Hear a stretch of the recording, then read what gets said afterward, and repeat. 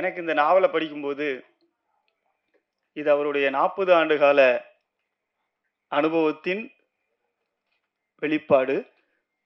கிட்டத்தட்ட 100 வருட எங்கள் கிராமம், அது சுற்றியுள்ள கிராமங்களில் வாழ்ந்த மனிதர்களில் சிறந்த கதைகளின் வெளிப்பாடா தான் எனக்கு தெரிஞ்சுச்சு.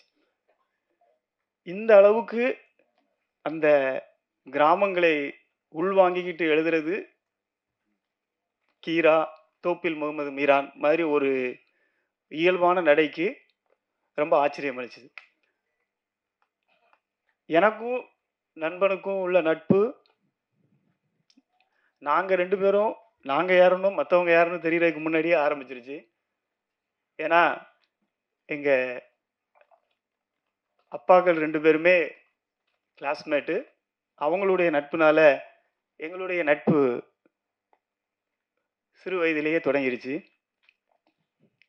ஆனாலும் காலத்தினால வேறு வேறு நட்பு வட்டாரங்கள், வேறு வேறு திசைகள், வேறு வேறு திசைங்கிறத விட பல்வேறு திசைகள்ல பயணிக்கிற சூழ்நிலைக்கு தான் ஆளானோம் 2 பேருமே.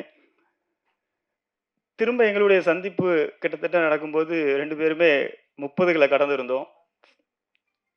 அப்பதான் எனக்கு அவர் அதுக்கு நடுவுல அப்பப்போ அவர பத்தி கேள்விப்பட்டுக்கிட்டே இருப்பேன்.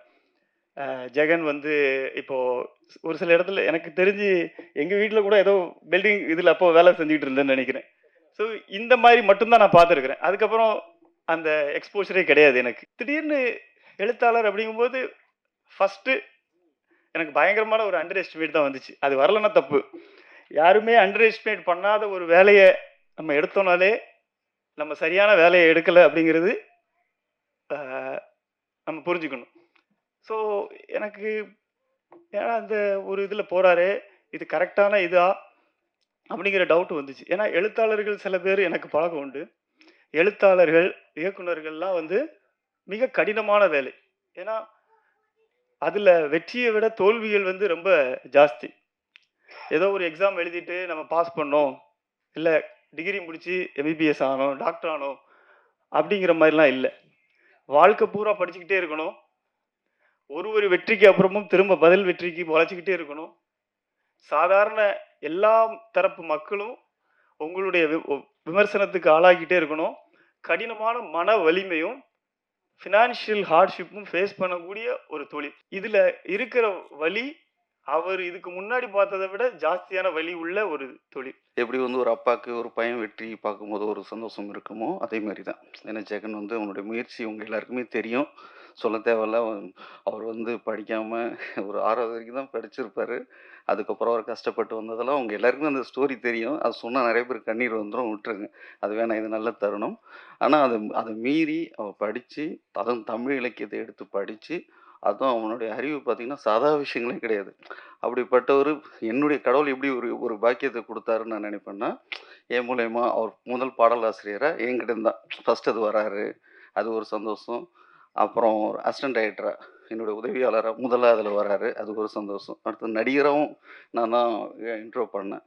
அது வந்து அது பெரிய இதா நினைக்கிறேன். அவன் பெரிய பாக்கியம்னு நினைக்கிறேன். நான் தான் அத பெரிய பாக்கியம்னு நினைக்கிறேன்.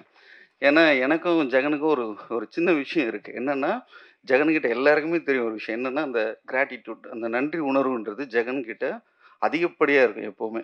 அத வந்து மறக்கவும் மாட்டாரு. அத செய்வாரு. ஏன்னா, நாகேஸ்வரியன்ற படம் அது எனக்கு கிடைச்சிருக்கு அப்டின்னா, அதுக்கு முக்கியமான முதல் காரணம் ஜெகன் தான். ஃபர்ஸ்ட்டு காரணம் அதான். அவருக்கு இந்த மேடை மூலியமா நன்றி சொல்லிக்கிறேன். நன்றி ஃபர்ஸ்ட்டு. ஏன்னா, அவர் வந்து எங்களுடைய அறிமுகமே ஒரு சாதா அறிமுகம் தான். அன்னைக்கு டே 1 ஆக்சுவலா நான் அகடம்னு ஒரு படம் பண்ணியிருந்தேன். இங்க கின்னஸ் ரெக்கார்ட் பண்ணியிருந்தேன். பண்ணி முடிச்சுட்டு எப்பவுமே நான் வேலை செஞ்சுட்டே இருப்பேன். சும்மாவே இருக்க மாட்டேன். அப்போ ஒரு கேப் இருந்ததுன்னு சொல்லிட்டு ஒரு படத்துல அசோசியேட் கேமராமேனா போலான்னு சொல்லிட்டு போனேன். அங்க வந்து ஒரு ஆக்டரா வந்து என்ன பிக்கப் பண்ண வர்றாரு. அப்போ ஒரு வணக்கம் சொல்லி என்ன கூப்பிட்டாரோ, இன்னி வரைக்கும் அதே மரியாதை தான். அது ஒரு நாளும் குறைஞ்சதும் இல்ல. அது ஒருத்தவங்க கிட்ட அந்த இவ்வளோ வருஷம் கிட்டத்தட்ட ஒரு ஒரு 10 வருஷம் இருக்கும். 15 வருஷம் ஆயிடுச்சு. இல்ல, இல்ல. ஒரு 11 வருஷம் இருக்கும். 12 வருஷம் இருக்கும். அன்னிலேருந்து இன்னி வரைக்கும் ஒரே மரியாதை தான். எந்த மாற்றமும் இல்ல. அதே புன்னகை, அதே மரியாதை, அதே விஷயங்கள் தான். அப்புறம் அதாவது அப்ப நம்ம ஒரு அசோசியேட் கேமராமேன் தான் சொல்லியிருக்கேன். நான் ஒரு டைரக்டர், நான் படம் பண்ணேன். எதுவுமே அவருக்கு தெரியாது. ஆனா எங்களுக்குள்ள பேச்சுகள், அதாவது நம்ம சொல்லுவோம்ல, இப்போ யார் யாருக்கு கவிதை வரும்னா, ஒரு லவ் பண்றவங்க தான் வரும் பொதுவா அப்படி சொல்லுவாங்க. இப்ப எனக்கெல்லாம் பார்த்தீங்கன்னா, பெரிய லவ் ஃபெயிலியர்கள். அதனால கவிதைகள்லாம் கிழிச்சு போட்டதா கதைகள் இருக்கு. ஏன்னா, நான் லவ் பண்ற பொண்ணுக்கு கவிதை தமிழ் படிக்க தெரியாதா இருக்கும். இல்ல புரியாது. இப்படியே இருக்கும். அதனால ஒரு நாள் வெக்ஸ் ஆவி, என்னடா இது நமக்கு இப்படி ஒரு வாழ்க்கை அமைஞ்சிச்சே சொல்லிட்டு, எல்லா கவிதையும் கிழிச்சு போட்டாச்சு. அப்படியே போட்டு, இதெல்லாம் நம்ம லைஃப்ல எதுவும் கிடையாதுன்னு சொல்லிட்டு, நான் பேய் சம்மந்தப்பட்டது, இன்வெஸ்டிகேஷன் இது மாரி என் ஜர்னிய மாத்திட்டேன். அப்படி இருக்கும்போது ஜெகன சந்திக்கும்போது, ஜெகன் வந்து கவிதை சொல்ல சொல்ல நானும் அவனும் ரொம்ப தூரம் ஏதோ ஒரு ஷூட்டிங் லொகேஷனுக்கு போயிட்டுருக்கோம். அப்ப ஜெகன் கவிதை சொல்ல சொல்ல, ஆட்டோமேட்டிக்கா எனக்கு அந்த பழைய ஃபீல் வந்து நான் கவிதை சொல்ல ஆரம்பிச்சுட்டேன். அப்போ அது எவ்வளோ பெரிய ஒரு ஃபீலிங் பாருங்க. அப்போ அவங்க ஜெகன்கிட்ட என்ன திறமை. அது ஒரு பெரிய விஷயம். எனக்கு ரொம்ப புடிச்சுருந்துச்சு. அப்போ சொன்னேன், "டேய் நான் இதுவரைக்கும் கவிதை மறந்து ரொம்ப நாள் ஆச்சுடா. அது பாட்டுக்கு தானா வருதுடா உன்கிட்ட பேசும்போதுங்கும்போது" அந்த மாரியான ஒரு நட்பு தான் எங்களுக்குள்ள ஆரம்பிச்சது. அந்த அவர் பேசின கவிதையிலேருந்து ஆரம்பிச்சது.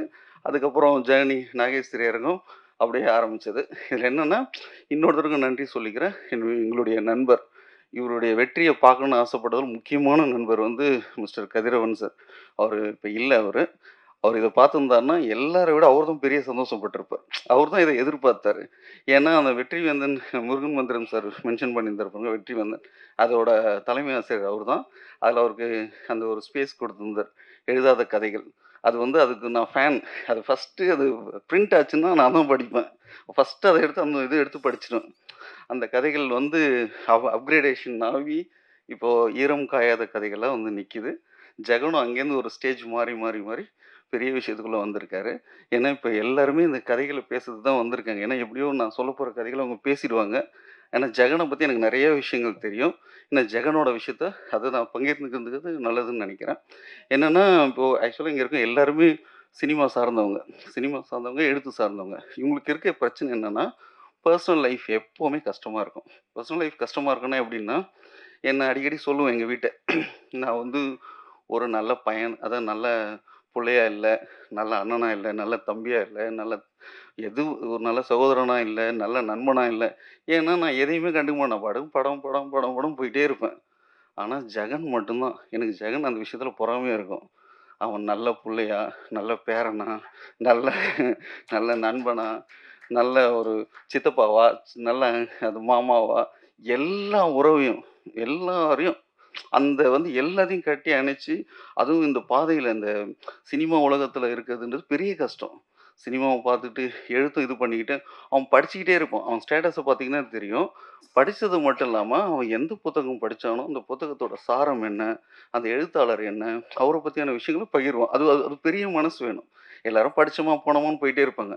ஆனா, எவ்ளோ டைட் ஷெட்யூலா இருந்தாலும், அவன் படிச்சுக்கிட்டே இருப்பான். என்ன ஆனாலும் சரி, அவனுடைய ட்ராவல் வந்து அது எனக்கு பார்ப்பேன். இவனுக்கு எப்படிதான் கிடைக்குது? ஏன்னா நான் புக்ஸ தொட்டு 10 வருஷம் ஆச்சு.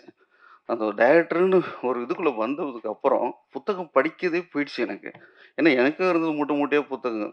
ஆனா ஜெகன் வந்து என்னை விட பயங்கர பிஸி. எல்லா விதமான ஆக்டிவிட்டியும் பண்ணிக்கிட்டே இருக்கான். நடிக்கிறான், இது பண்றான், எல்லாமே பண்றான். ஆனா புத்தகம் படிச்சுக்கிட்டே இருக்கான். அதுல இப்போ நன்றி சொல்றதுல அவனுக்கு தோழிகள் அதிகம். அந்த தோழிகள்லாம் எப்படின்னா, அவனுக்கு புக்ஸ் வாங்கி குடுத்துருவாங்க. அவன் இதுவரைக்கும் எந்த தோழர்களாச்சும் புக் வாங்கி குடுங்கன்னு சொன்னதே கிடையாது. யாராச்சும் தோழிகள் இருக்கீங்களா? புத்தக கண்காட்சி வந்துருச்சு. எந்தெந்த தோழிகள் எனக்கு புத்தகம் வாங்கி தர போறீங்க? எங்கள்லாம் அவன் கன்சிடரே பண்ண மாட்டான். அதுதான் அது வந்து அது நல்லாருக்கும். அவங்க மனைவியும் அவங்களுக்கு சப்போர்ட் பண்ணி, அவன் கரெக்ட்டா இருக்கிறதுன்றது பெரிய விஷயம் இண்டஸ்ட்ரியில. அவங்க ஒய்ஃப்‌க்கு ரொம்ப நன்றி. ஏன்னா அவங்க கல்யாணத்துக்கு நான் போயிருந்தேன். அவங்க ரொம்ப நன்றி. அந்த பசங்களும் அவனுக்கு சப்போர்ட். அது பெரிய விஷயம். ஒரு ஃபேமிலி வந்து ஒரு ஒரு கலைஞனா இருக்கவனுக்கு வந்து ஃபேமிலி நின்னுச்சுன்னா, அவன் எப்படி இருந்தாலும் ஜெயிச்சுருவான். ஏன்னா எல்லாரும் நெறைய பேரு சினிமாவுல சரி, இந்த எழுத்து உலகத்துல சரி, எதுலயும் ஜெயிக்காம போறதுக்கு முக்கியமான காரணம் ஃபேமிலியோட சப்போர்ட் இல்லாதது. அது வந்து ஜெகனுக்கு பில்லர். இது எல்லாமே ஜெகன் ஃபேமிலி தான். இப்ப என் ஃபேமிலிக்கு ஒரு என் மிஸ்ஸஸ கூப்பிட்டேன். "அம்மா நீங்க ஒரு ஃபங்ஷனுக்கு வரீங்களா?" "வணக்கம்" போட்டேன். வேணாம்ப்பா நீங்க போங்க." அப்படிதான். ஆனா ஜெகனுக்குன்னா, அவன் மொத்த ஃபேமிலியும் வரும். அப்ப அதுவே பெரிய விஷயம். அப்போ ஒரு மொத்த ஃபேமிலி, மொத்த நண்பர்கள் கூட்டம் வருதுன்னா, அவன் எப்படி இருந்திருப்பான்? அதுதானே காட்டுது. அந்த விஷயத்த பொறுத்தவரைக்கும் எனக்கு ஜெகன் மேல பொறாம. இன்னும் அது ஒரு பெரிய சந்தோஷம். ஜெகன் நீ மேலும் மேலும் வளரணும்.